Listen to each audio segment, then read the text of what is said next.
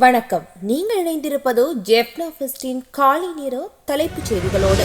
நாம் நிச்சயமாக உலகின் பணக்கார நாடாக மாற முடியாது. ஆனால் நாம் முயற்சி செய்தால் உலகின் பணக்கார தேசிய உணர்வை தழுவி சமத்துவம் மற்றும் சுதந்திரம் கொண்ட ஒரு மாநிலமாக மாற முடியும் என ஜனாதிபதி ரகுமார் திசாநாயக்க தெரிவித்துள்ளார். கொழும்பு சுதந்திர சதுக்கத்தில் நேற்று இடம்பெற்ற 77வது சுதந்திர தின விழாவில் கலந்து கொண்டு உரையாற்றும் போதே ஜனாதிபதி இதனை தெரிவித்துள்ளார். இத்தடவை நாங்கள் மிகவும் தனித்துவமான சுதந்திர தினத்தை கொண்டாடுகிறோம். வரலாற்றை பார்த்து கொண்டு கொண்டாடிய சுதந்திர தினத்திற்கு பதிலாக இத்தடவை நாங்கள் கொண்டாடுவது எதிர்காலத்தை நோக்கிய சுதந்திர தினத்தை ஆகும். சுதந்திர தினத்தினை கரிநாளாக பிரகடனப்படுத்தி யாழ்ப்பாண பல்கலைக்கழக மாணவர்கள் நேற்று போராட்டத்தில் ஈடுபட்டுள்ளனர். யாழ் பல்கலைக்கழக பிரதான வாயிலின் முன்பாக காலை 11 மணி அளவில் இந்த போராட்டம் முன்னெடுக்கப்பட்டது.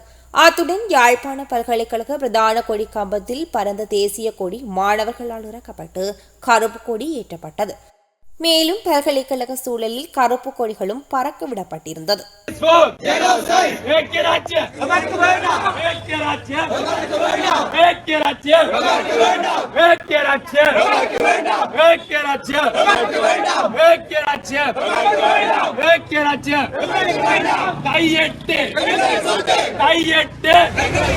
கிளிநொச்சி மாவட்ட காணாமல் ஆக்கப்பட்ட உறவுகளின் ஏற்பாட்டில் சுதந்திர தினத்திற்கு எதிர்ப்பு தெரிவித்து நேற்றைய தினம் போராட்டம் ஒன்று முன்னெடுக்கப்பட்டுள்ளது. 77வது சுதந்திர தினத்திற்கு எதிர்ப்பு தெரிவிக்கும் வகையில் காணாமல் ஆக்கப்பட்ட உறவுகளில் சங்கத்தினரின் ஏற்பாட்டில் கிளிநொச்சி கந்தசுவாமி ஆலயத்துக்கு முன்பாக ஆரம்பிக்கப்பட்ட குறித்த ஆர்ப்பாட்ட பேரணி கிளிநொச்சி பழைய கச்சேரி வரை முன்னெடுக்கப்பட்டது.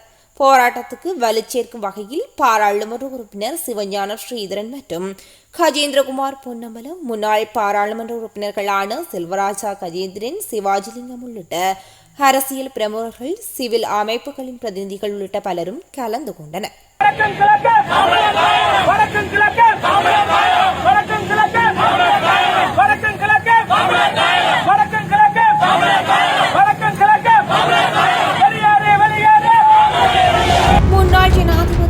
ராஜபக்சவின் ஊழலுக்கு எதிராக போராடினாலும் அவரது பாதுகாப்பை நீக்குவதை எதிர்ப்பதாக மக்கள் போராட்ட தலைவர்கள் அமைப்பின் ஒருங்கிணைப்பாளர் பிரதீப் சால்ஸ் தெரிவித்துள்ளார்.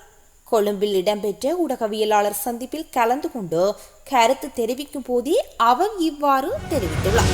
நாட்டின் பல பகுதிகளில் எதிர்வரும் சில நாட்களுக்கு காற்றின் தரமானது ஆரோக்கியமற்ற நிலையில் காணப்படும் என தேசிய கட்டட ஆராய்ச்சி நிறுவனம் தெரிவித்துள்ளது. இருப்பினும் வவுனியா, நுவரேலியா, புத்தளம், முல்லைத்தீவு, புலனர்வை மற்றும் ராதபுரம் ஆகிய நகரங்களில் காற்றின் தரக்குறியீடு மிதமான மட்டத்தில் காணப்படும். இதற்கமைய தற்போது சூழ்நிலையை கருத்தில் கொண்டு முடிந்தவரை அனைவரையும் முகக்கவசங்களை அணியுமாறு கேட்டுக் கொள்ளப்பட்டுள்ளது. நெல்லுக்கான கட்டுப்பாட்டு விலை இந்த வாரத்திற்குள் நிர்ணயிக்கப்படும் என்று விவசாய பிரதிநிதி அமைச்சர் நாமல் கருணாரத்ன தெரிவித்துள்ளார். அத்துடன் நெல் கொள்வனவுக்காக திரைசேரியிடமிருந்து 500 மில்லியன் ரூபாய் பெறப்பட்டுள்ளதாக அவர் குறிப்பிட்டுள்ளார். நாட்டில் முதல் முறையாக குரங்குகள் கணக்கெடுப்பை அரசாங்கம் முன்னெடுக்க உள்ளது. அதன்படி அனைத்து மாவட்டங்களிலும் இம்மாதம் 15 அல்லது 22ஆம் திகதிகளில் குரங்குகள் கணக்கெடுப்பு நடத்தப்பட உள்ளது. இதனை தென்னை பயிற்சிகை சபையின் தலைவர் சுனிமல் ஜேகோடி நேற்று தெரிவித்துள்ளார். கடந்த ஆண்டு குரங்குகளினால் லட்சக்கணக்கான தேங்காய்கள் அழிந்து நாசமாக்கப்பட்டமையினால் நாட்டின் பொருளாதாரத்தில் பாதிப்பு ஏற்பட்டுள்ளது. இதனால் அவசரமாக கணக்கெடுப்பு எடுக்க வேண்டிய நிலை ஏற்பட்டுள்ளது என தெரிவிக்கப்படுகிறது. உள்ளூராட்சி மன்ற தேர்தல் வாக்கெடுப்புக்கு தேவையான நிதி ஒதுக்கப்பட்டுள்ளது. இதன்படி உயர் நீதிமன்றத்தின் தீர்மானத்தை அடிப்படையாக கொண்டு செயற்படுவோம் என தேர்தல்கள் ஆணைக்குழுவின் தலைவர் RMAL ரத்நாயக்க தெரிவித்துள்ளார். அரசாங்க தகவல் திணைக்களத்தில் நேற்று நடைபெற்ற ஊடகவியலாளர் சந்திப்பின் போதே அவர் இதனை தெரிவித்துள்ளார். இத்துடன் காலை நேர செய்திகள் நிறைவுக்கு வருகின்றது. தொடர்ந்தும் இரவு நேர தலைப்பு செய்திகளுடன் சந்திக்கும் வரை நன்றி.